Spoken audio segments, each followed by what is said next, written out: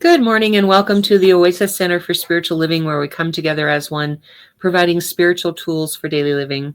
For those of you who don't know me, I'm Reverend Tucker. I am the senior minister here at the Oasis, and we have a special guest today. So I'm going to start by introducing her as part of God's team that I have been provided. This is Tina Giuffre, Albertina Giuffre, better known as Tina. And she was our singer from like 2000 till the pandemic, really. A little bit after the pandemic, when she needed to get her house ready to be sold. And so she's taken a break, and that's how Faith ended up singing. But Tina is here today to sing There Is Only Love by Karen Drucker. Yeah. And then though, I'm going to go in order of how long I've known people. I guess I should have done Oz first. My partner in crime, the wise and powerful Oz, and he is our practitioner of the day, meaning that he does our invocation, benediction, and 1 minute miracle at the end. But Oz has been with me since 1998. Like we need to have an anniversary celebration. Yeah, 99. What did I say? 88? Oh, I'm sorry. 98. Yeah, he's not that old. I am. He's not. But he took all of his practitioner training with me. He was my first baby practitioner. And except for one class he took at Mile High, and then was my board president for many years, and then moved off to Florida, and we lost the ability to have him in the service. So when we went live for the pandemic, I asked him if he would be willing, and he said yes. And I'm sure he didn't realize that would mean every week for the rest of his life, but that's kind of the way it turned out. We thought we'd have other practitioners. So I'm really blessed that you're here with us, Oz. Thank you so much. And then there is my faithful assistant, Faith, who's basically been my assistant since she was 3 weeks old. She came to church then, and her dad would hold her in one hand and work the soundboard on the other. So I guess she was his assistant really at that point, until she was able to crawl, and she crawled right up on stage. And so I left her there because I had a portable mic at that time. And so I'd just step over her, and then we'd put her on the podium for making the announcements. And I think people paid more attention to the announcements because there was this cute baby up there. But anyway, then, her dad was a tow truck driver and used to drop the girls at my house when he would do out of town tows. And I have a project house where we always have projects going on. And so the girls would work for me while they were there.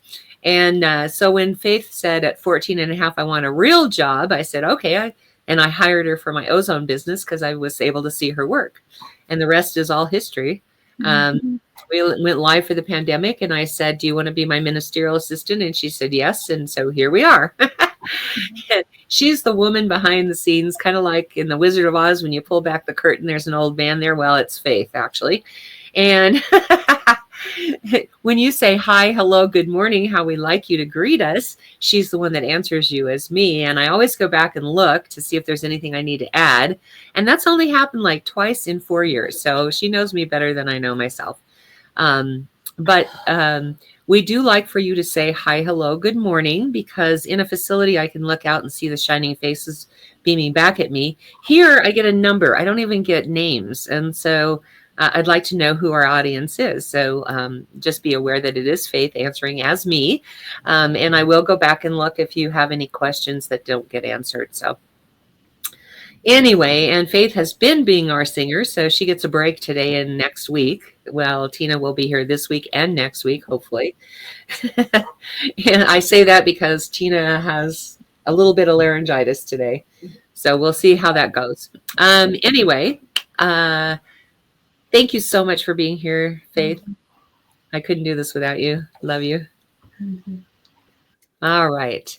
So there's a watch party button. If you would like to invite all of your friends, you click on that watch party button, invite them, and then you can talk amongst yourselves if they have questions that need answering, because it's a private chat, so you won't be bothering anyone else. I'd like to invite you now to close your eyes if that feels comfortable. Allow the service to uplift and inspire you as we move into our centering song.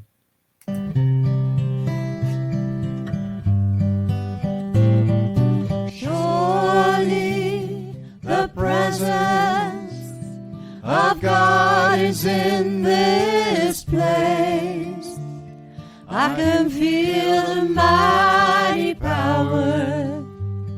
and the grace.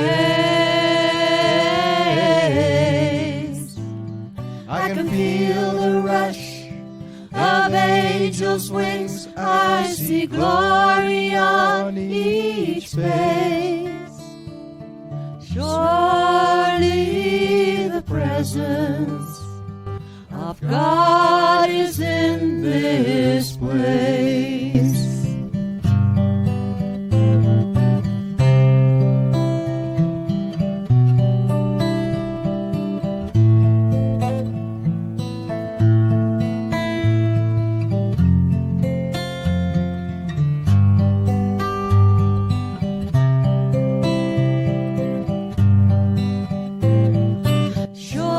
Surely the presence of God is in this place. I can feel the mighty power and the grace. I can feel the rush of angels' wings. I see glory on each face. Surely the presence of God is in this place. Presence of God is in all things as all things. For God, as we understand it, is infinite, is eternal, is all powerful, and is all omnipresent. On that basis, God must be right here, right now, where each of us are, who each of us are, in each of us, as each of us. For God's presence fills all things, manifests all things, creates all things. And we know that that presence is right here, right now, within us and within each of you, wherever and whenever you are. Knowing that, I know that God's presence animates our service. The messages are what need to be heard by someone right now or in the future. And I know that blessings unfold as we each attune with that one greater presence that is God. I give thanks for this presence, and knowing that it is good, I let it be. And so it is. And so it is. Thank you, Oz. So, again, if you've just joined us, we like you to say hi, hello, good morning, however you'd like to greet us, because in a facility, I can look out and see the shining faces beaming back at me. But here, I get a number, not even a name. So thank you, Cindy, for liking us so I know you're here. Anyway, this next song is one that Reverend Fairy Elaine Silver recorded when she was in practitioner training, and it's a great reminder of how connected we are. So join in if you know the words, and if you don't, learn them, because that's a great song. We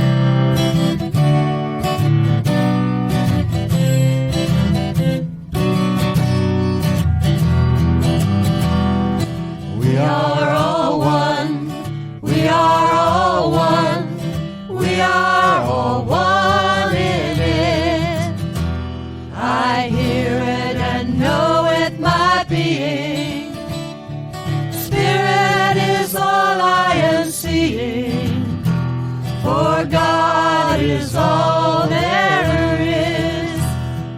Grateful am I to be living, open to what I receive, honoring what I've been given, sharing now what I believe. I remember the oneness around me. I surrender to infinite light, knowing the love that's surrounding me is within me by day and night. And we are all one. We are all one. We are all one in it. Yes, we are all one. We are all one. We are all one in it. Yes, we are all one in it. Again, if you are joining right now, please say hi, hello, good morning, However you want to greet us, let us know that you're here, because we don't know who's here unless you tell us. We only get a number on this software. Also, if you like something that you hear, whether that's something I say or Faith sings or Oz prays, just use that like button. And if you love something that you hear, send us hearts. We love to get love. And if something strikes you as very powerful, by all means, use that wow button. It lets me know when I'm on track, and it's really good feedback that I need to have. So I also want to mention our adjunct music team. And Faith, I sent you a file. I don't think you saw the chat. I'm going to have you play it because sometimes the sound doesn't work on my end when I play it. Okay, thank you. And so I like to now introduce the two women that made it possible for us to be able to do music on Sundays. The first is Reverend Fairy Lane Silver, because she was the first one to ask us to do her music. And then Karen Drucker, who gifted us with her entire collection at the time of the pandemic, which was 20 CDs, and she gave us karaoke files and songbooks and everything so that it would make it possible for us to do music on Sunday. I like doing a whole service because I think people get bored if I just talk for an hour. I don't know. I get bored with myself. I can't imagine anybody else not getting bored with me after an hour. So anyway, without further ado, I'm going to turn this over to Faith, who's going to play the music for Tina to be able to sing.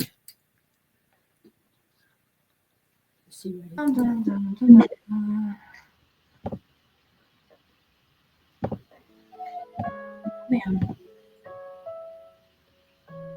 That.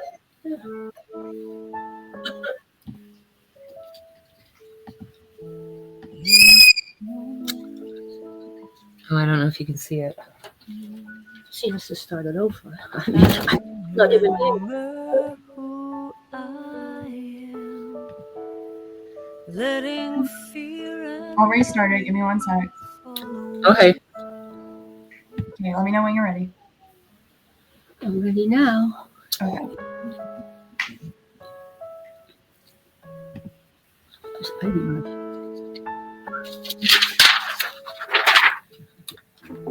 in this Moment in this place, I remember who I am, letting fear and worry fall away from me.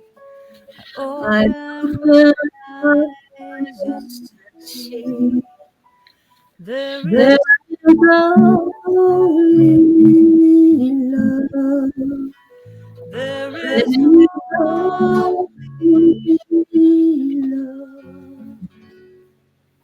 love that is love sets free. There's only love. When I lose Myself. when it seems I've lost my way, when I go inside and quiet my mind, I can hear spirit say, there is only love. there is Only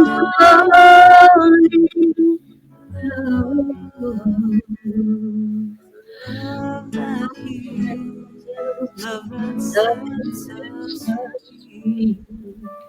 There is only love. there is only love. There is only love. love that heals, love that sets us free. There is only love. There is only love. There is only love. there is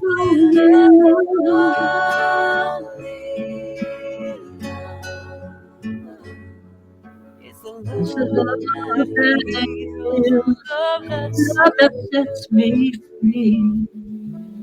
There is only love. There is only love. There is only love. Love that heals, love that sets me free. There is only love.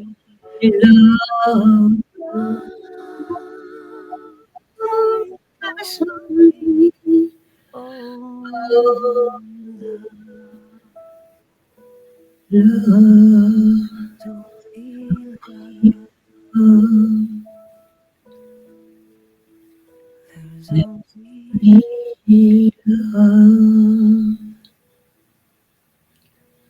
there is only love.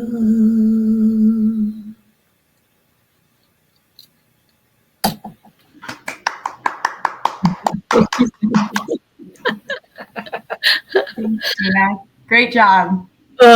Yeah, considering how I started this morning. You still could Take that. Yep. Take that with you. Excuse us as we switch places here. Oh goodness. Thank you, Tina. That was lovely. I just love that song. I really do.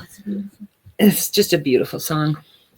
Well, we are on the subject of love today.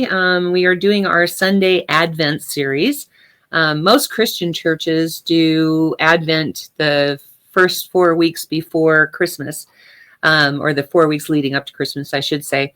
But that usually ends up being right after Thanksgiving. And since we do a month of love, we don't start until this week. And we do it a little bit out of order because I always plan it according to when we light the menorah for Hanukkah. This year, it's on the 29th. So we're going to do this love, joy, and then we're going to do peace. And then we'll do hope on the 29th. So, but that's why we do it the way we do it. And today I'm going to be talking about love. So we build everything around that lighting of the menorah because I always want to talk about hope that week. And so this week, as I said, we're going to be talking about love. So hang on a second here.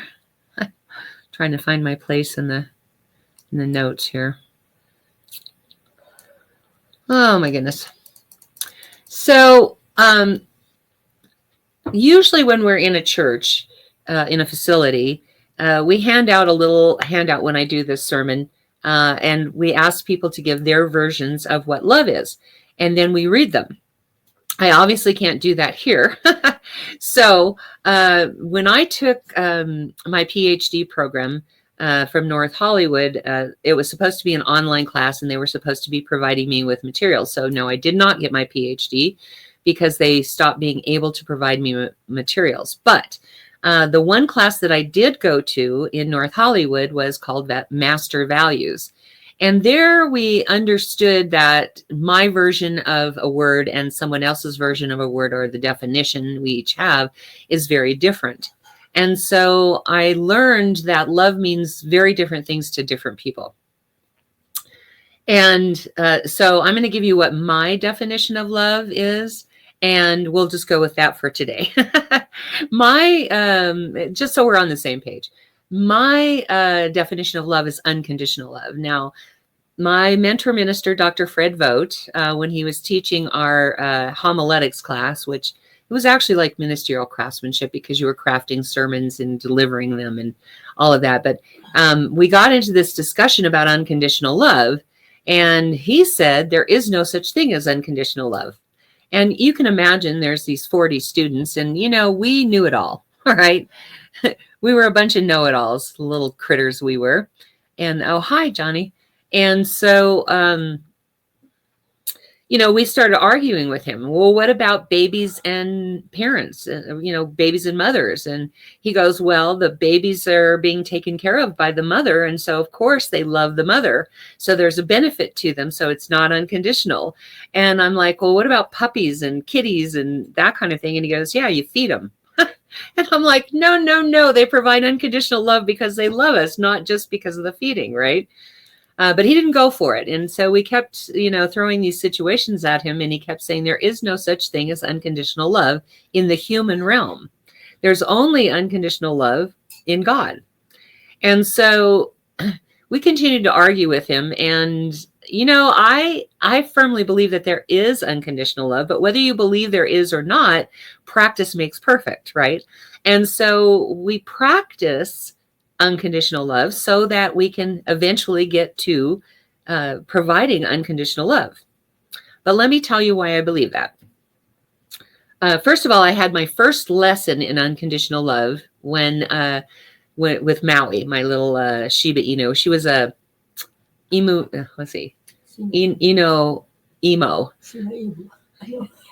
She was a Shiba Inu and an Eskimo, which made an Emo Inu, I think they called him. Anyway, she was such a funny little dog. Something must have happened to her at the breeder because she was afraid of men. Like I couldn't even leave her at home the first 3 weeks I had her because she would hide under the furniture and pee all over the place because Lynn was a man. And she finally ended up loving Lynn and she became his dog, but whatever. Excuse me. But we had this, we would bring her to church and she would have these wonderful relationships with the men at church. And then those same men, like Faye's father, would come over for a visit at my house. And all of a sudden it was like, oh God, a man. So when we used to take her to Starbucks because that was where her fan club lived. And we'd walk in the door and we'd let go of the leash because she had to go behind the counters. I probably shouldn't say that, but she would go behind the counter so everybody could pick her up and love her. And this one time we walk in and there's this guy and he looks scary. He was, what do you call it? Goth. And what that means is like black hair, white pasty makeup, black eye goop and stuff, black lipstick. And this particular guy had a ring through his nose that went to his earrings that went down this big, heavy, thick chain around his neck. And he had black fingernails and it was dressed all in black. And, he looked just scary. He just really looked scary to me. And Maui runs in right up into his arms. And I was like, oh, that is so weird. He's a guy, a guy she doesn't know. And then I stopped and I really had to check my own judgment because I looked at him and he looked scary to me, but Maui didn't know anything about goth or vampires because that's what he looked like. All she knew was that his heart was pure. And so she jumped right up into his arms and they had this cute little love fest going on. And it really taught me a lot about unconditional love because she didn't see him the way I saw him. And so when I talk about unconditional love, that's the kind of unconditional love I mean, because he didn't feed her. There was no reason for her to love him, and yet she did. And so I still believe that dogs practice unconditional love. That is the truth about them. But the reason that I also believe in unconditional love is because I believe in a God that is unconditional love. And that we are agents here on the earth that through which God's love comes. And so when we love somebody, it's not just our love, our human love, but it is God loving that person through us. I had this lady in my congregation one time, I know I've talked about this before, who was on a board and she was having a really hard time with this one lady. And I kept saying to her, you have to love her. That's the only way to get through this. And she kept trying and she said, I just can't love her. I don't like her. I, have venomous feelings about her. I can't love her. And I was in a meditation one time and I got this message that was like, it's God's love that she's loving her through. And I was like, oh, yeah. So I told her that, and she said, well, I could do that. And now they have a good working relationship because of that. They'll never be best friends because they don't really like each other. But she was able to provide love in the form of God's love to this woman. And so it bridged whatever differences that they had, and they were able to get over that. And I firmly believe that because we are made of God's stuff, right? So we're made in the image and likeness of God. And so therefore, when we love, we are transmuting God's love through our body and giving it to someone else. And we are that open channel through which God's love can flow. And I know that this is so because God is in me and through me and around me and all the way, that's all I am is God. And I'm not all of God, but God is the only thing that is in me. And so I know that when I offer my love, I'm offering God's love to that person.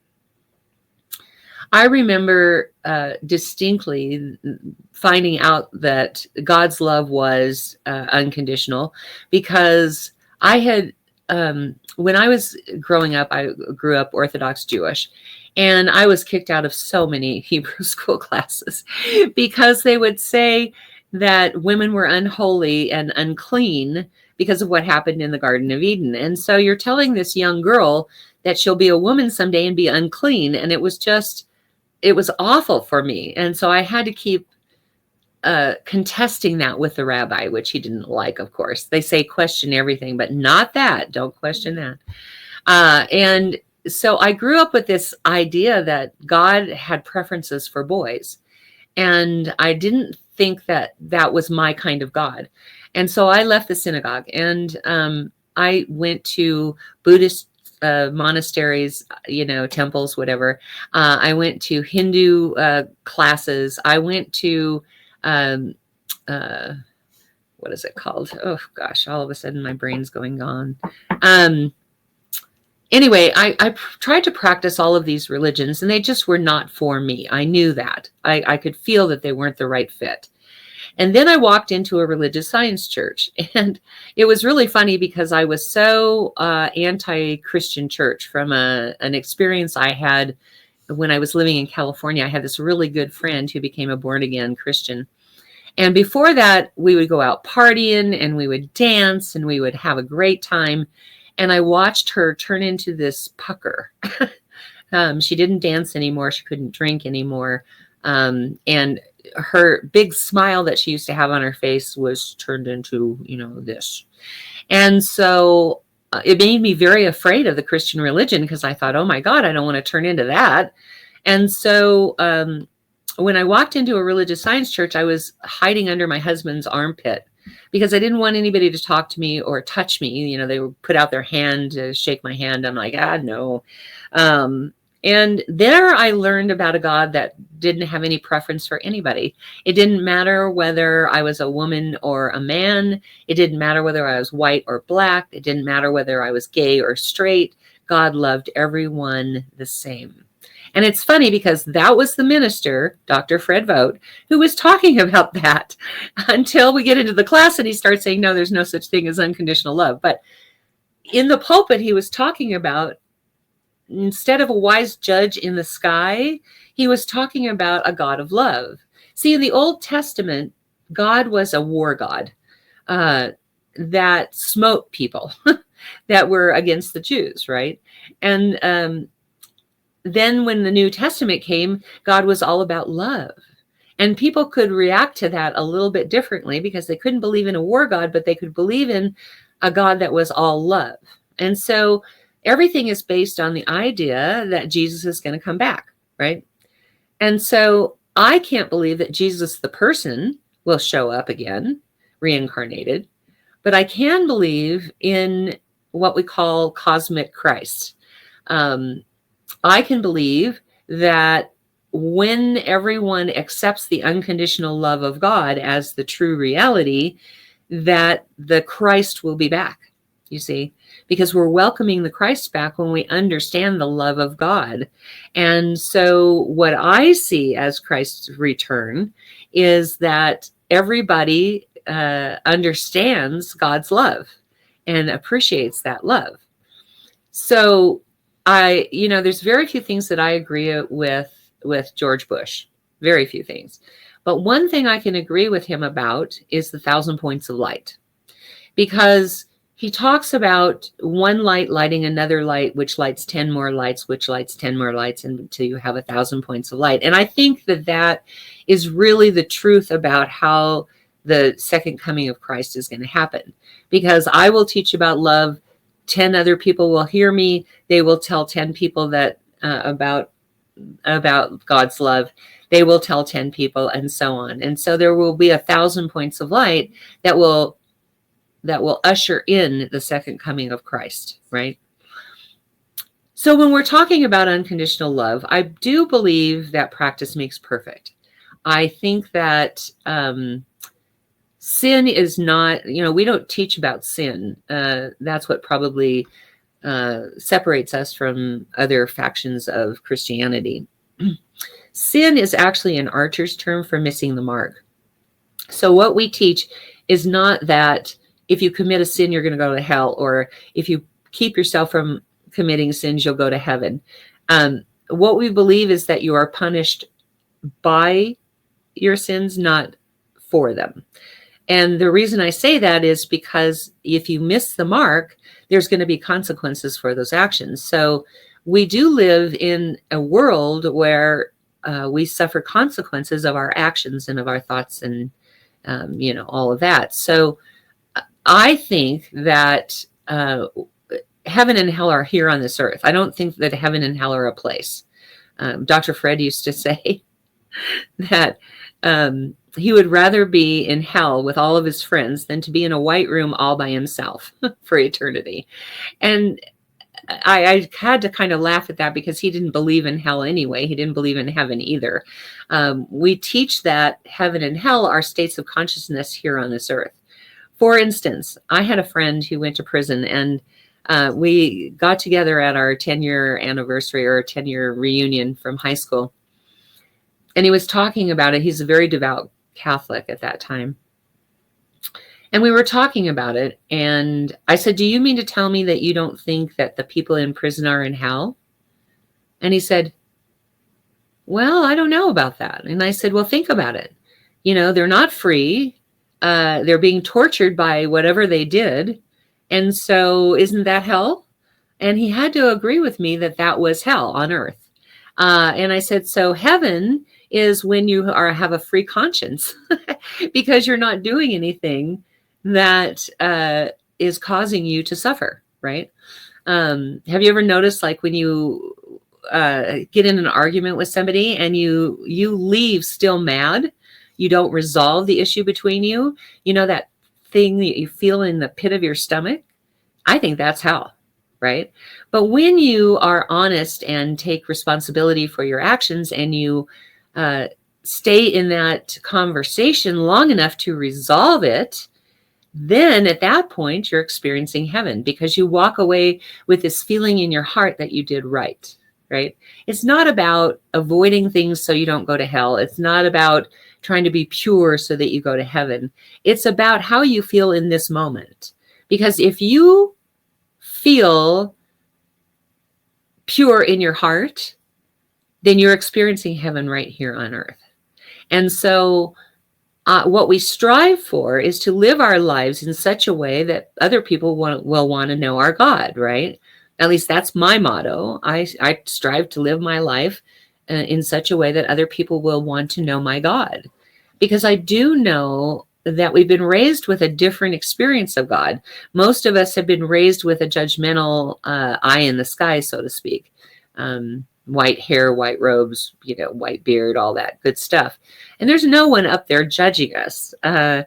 We are judging ourselves, right? We're made of God. So where is God? God is in our heart.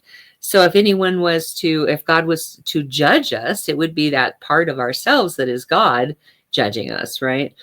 So we judge ourselves. We don't judge God doesn't judge us from a place up in the sky, and we don't practice purity so that we end up going to heaven. I don't even think, we don't have dogma in our church, so it's not about the purity of your actions as much as it is the purity of your heart. So if you are practicing unconditional love, practice makes perfect. If you are practicing unconditional love, then what happens is the preponderance of our thoughts are what create our reality, right? If I am practicing unconditional love, then the preponderance of my thoughts are of God's love. And that's going to attract to me the better experiences, the experiences that bring us joy and happiness, rather than unforgiveness, which gets us really bad experiences. I remember watching this reality show one time where Vanilla Ice, the rapper, was in a house with Tammy Faye Bakker. And for those of you who don't know who Tammy Faye Bakker was, she was a Christian minister who was on TV. And she's the reason that I wear waterproof makeup today, because she would get on TV and she had so much eye makeup on, you couldn't even see her eyes, really. And she would cry every single time, and there would be streaks of black going down her face.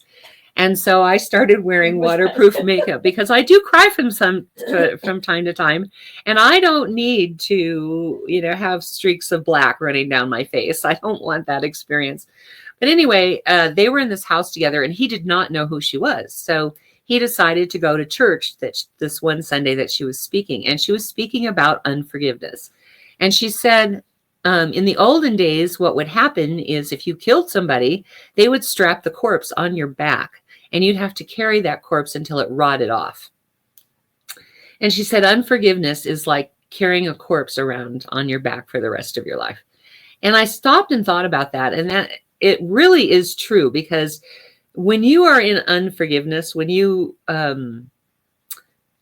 find fault with everything anyone says or does to you, and you carry that and you're going and over it in your mind, this person did this to me, this person did this to me, this person, who's in hell?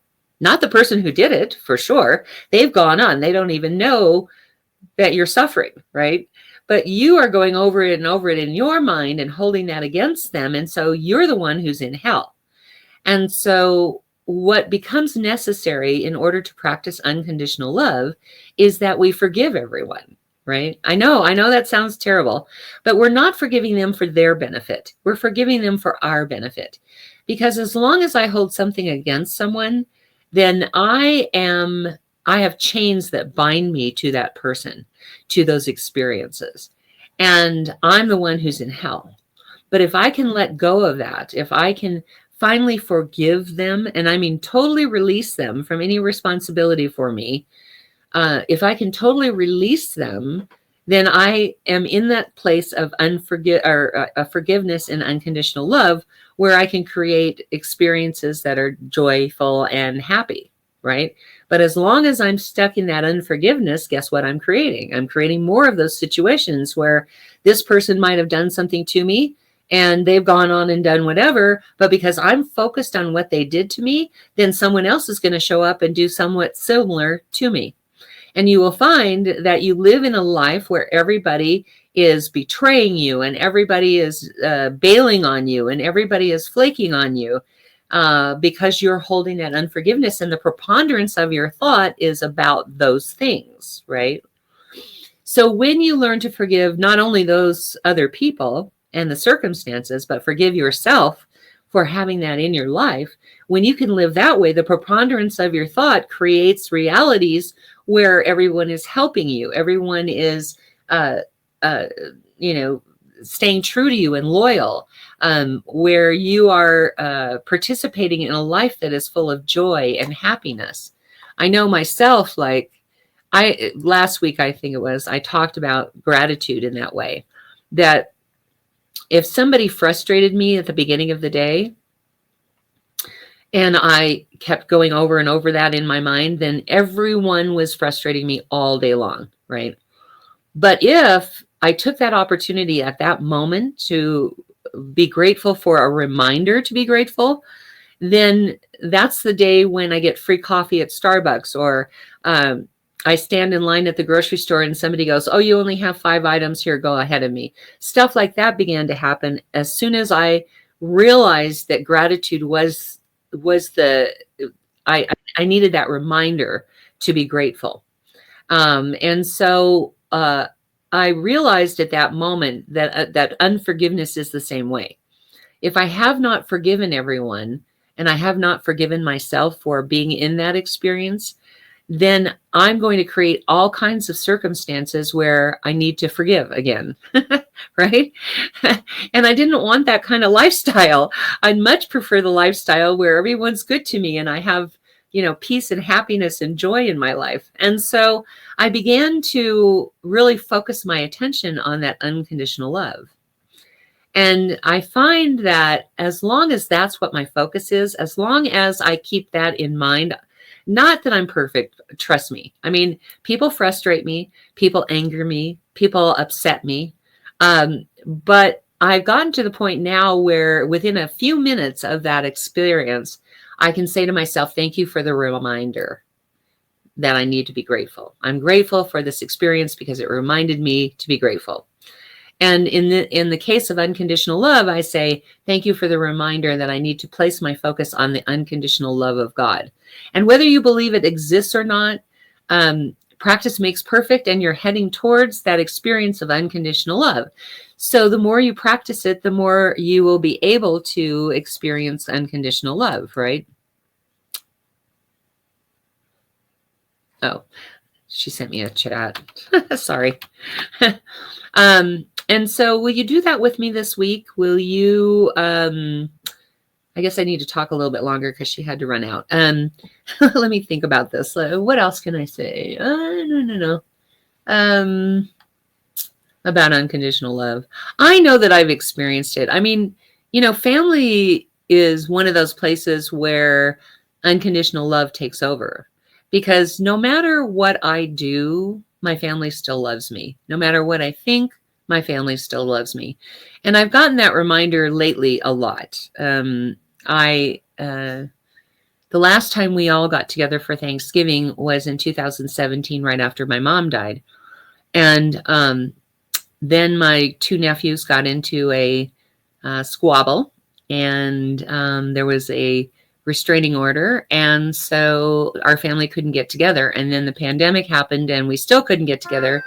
And so my nieces invited Johnny and Kinsley and I to go.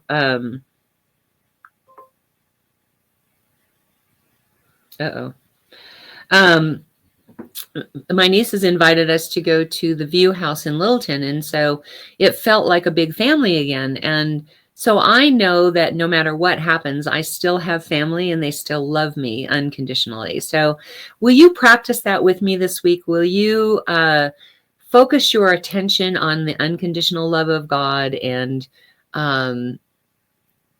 get rid of any judgments that you have about people, about their looks or their actions or anything else, and practice forgiveness, not because it helps the other person, but because it helps you? Will you focus your attention exclusively on that unconditional love of God this week? Thank you. Let's have a prayer.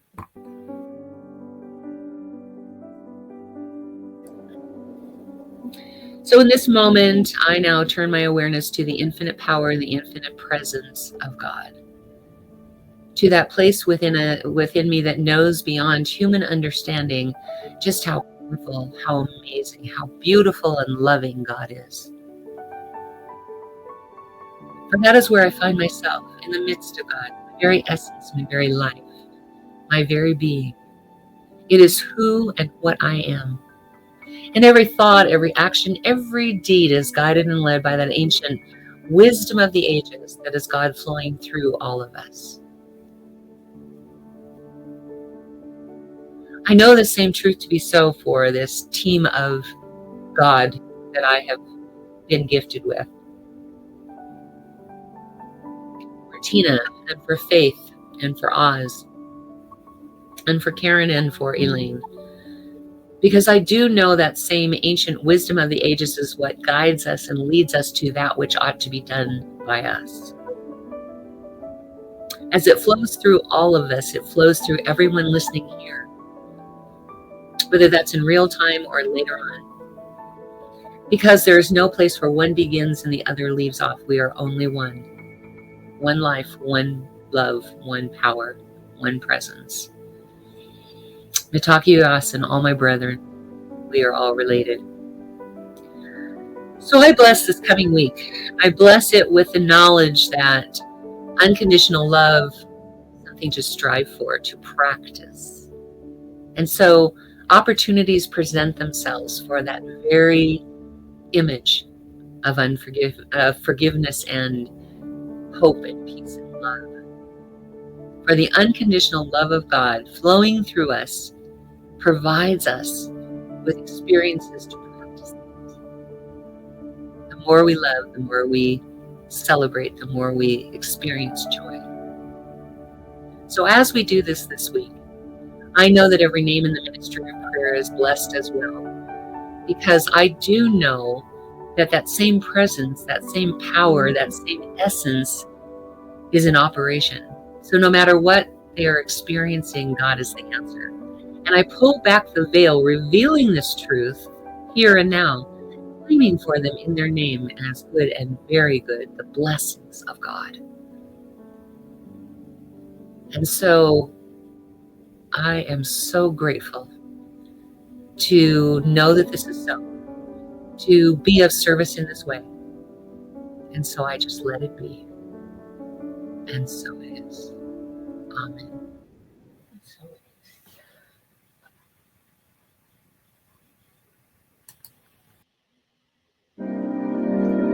You are the heart, you are the hands, you are the voice, a spirit on earth, and who you are, and all you do is a blessing to the world.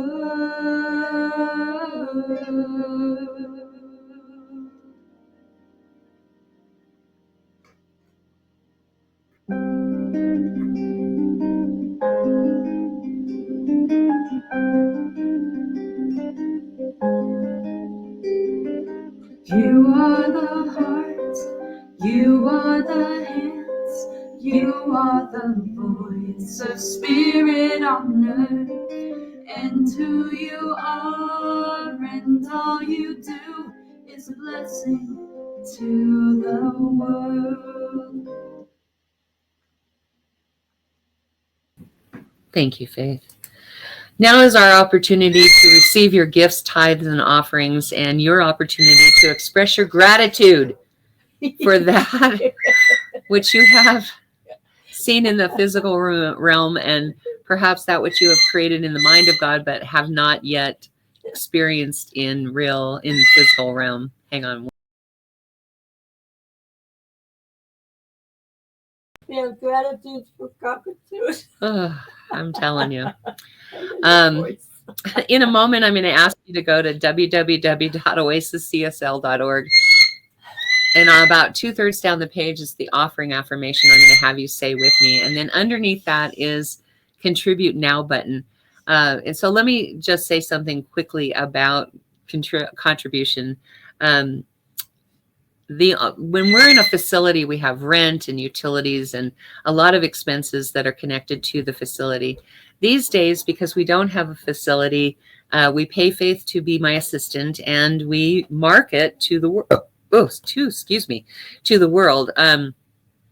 Our vision is a healed world, and our mission is healing the world one person at a time. And so when you contribute, what you're doing is you are contributing to our mission to help us get to our vision. So if you will, please now go with me, whether that's in real time or later on, to www.oasiscsl.org and join me in this offering affirmation. Please say it with me. This perfect gift is spirit in form, circulating and blessing all it touches. Freely I give and joyously I receive. And so it is. Hit that contribute now button and help us get to our vision, but through our mission. All right. We have this wonderful team of licensed practitioners from coast to coast that serve our church in 3 different ways. The first way is that if you would like prayer for something, if you put it in the comment section, they will pray on those requests every day for a week. If you don't want it to be public, you can DM Faith, and she will make sure our God Squad gets those prayer requests. We call them the God Squad because, like, back in 1998, I had this image of practitioners marching in and taking charge. I don't know where it came from. It just popped in my head. And ever since then, I've called them my God Squad. So if you would like prayer for something, put it in the comment section or DM Faith if you don't want it to be public, and she will make sure the God Squad gets those requests. They will pray every day on those requests for a week. The second way that practitioners serve our church is by providing spiritual guidance by appointment for a fee. Now, reach out to them by messenger and let them know, Facebook Messenger, that you would like prayer for something. Right now, that's only Oz. But let him know that you would like prayer for something, and he will let you know how to pay for it. I don't get involved because practitioners have their own business. Some of them use PayPal, some Cash App, some Venmo, some Wise, Zelle, PayPal. I don't know. I don't get involved in that. They'll tell you how to pay for it, and then they will reach out to you by video chat at your appointed time. So definitely take advantage of these loving services that the practitioners provide. The third way is by being practitioner of the day, which is what Oz has been from the point that we went live on during the pandemic to now. And that is that he does the invocation and benediction, and he's available for what we call our 1-minute miracle. It is not a time for counseling, but it is a time where you can share with him whatever challenge you are experiencing, and he will stop, drop, and pray with you right then and there. You can reach out to him through video chat. If he doesn't answer right away, it probably means he's on with someone else. You can try back later. All right. Let me tell you a little bit about Brooks and Bailey. These are 2 women that create jewelry, not just mala beads, but I always focus on the mala beads. But you can reach them through Brooks and Bailey 0307 at Gmail or on their Facebook page. Whenever they're at an event and have a booth, I try to share that so that you can find them. All the proceeds go to Rocky Mountain Lab Rescue, which is a very worthy cause. And this mala bead necklace is amethyst, so it's $60. But they have different gems that are $30 and up. And their bracelets, the necklaces have 108 beads on them.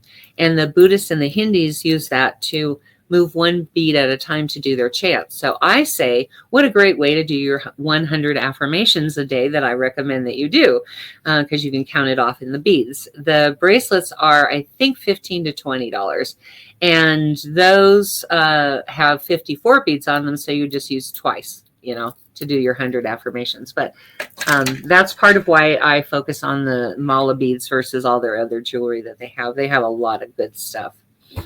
Let's see what else. Oh, yes. I always wait for Faith to put up the cues for me. I'm like, first is Reverend Fairy Elaine Silver.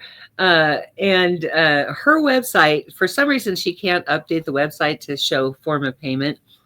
And she travels around the United States singing. So she carries her CDs in the trunk of her car. So you have to reach out to her by email, let her know you want a particular CD. And she will tell you how to pay for it. And once it's paid for, she will send it out. She's very good at sending it out right away. Like, there's no delay in getting it. So definitely take advantage of this. Christmas is coming. These are great gifts for people. The second one is Karen Drucker. And Karen has a website that does work, and you can buy it by the song, by the CD, by the karaoke file, and the songbook. And some of her songbook pages have American Sign Language in case you want to learn how to sign a particular song. And like I said, her website does work, so you can pay for it right then and there. And she has so much music that is a great gift to give to somebody. Faith and I particularly like all the Songs of Spirit ones because they have chants on them. And chants are a great way to get a meme stuck in your head. Also, they're easy. And like the one that Tina sang today, There Is Only Love, is on Songs of Spirit 2, I believe. There's also all the abundance chants that are on the Songs of Spirit CDs. So really wonderful, wonderful stuff. And buy it for yourself or buy it for someone else. Both of these ladies are also on, oh God, help me out, Faith. YouTube.